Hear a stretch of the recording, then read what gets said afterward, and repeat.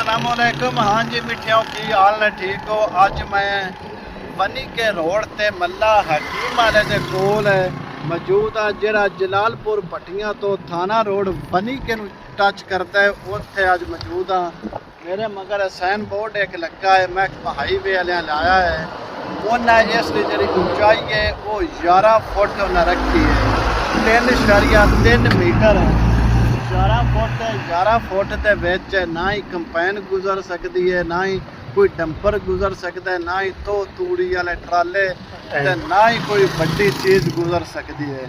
महकमा हाईवे वाले की गुजारिश है भी ज़रा कम से कम जाए तो इसकी ऊंचाई जी है वो इसकी घट का ज़्यादा की जाए तो जाए इसनू पट दिता जाए, नहीं तो फिर आप भी अगे पट लेंदे ने। जी अगर गुजारा चाहते सुन अगर रईस मिला भी ने तो अगों सीजन भी तुहानू पता है धान की फसल का आउंदा पे ना गुजरना हुए तो किवें गुजरन ते किहड़ा रास्ता इख्तियार करांगे।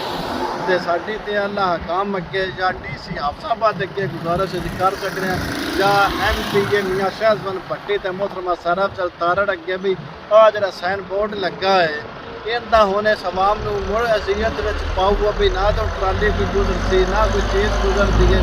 इसका की करना हुण एक ट्राली आउंदी पई है, ये वेंदे भला कितनी गुजरती है। तुसीं ट्राली का हिसाब लावे जे इतनी गुजरती पई है तो 11 फुट इसकी ऊंचाई है।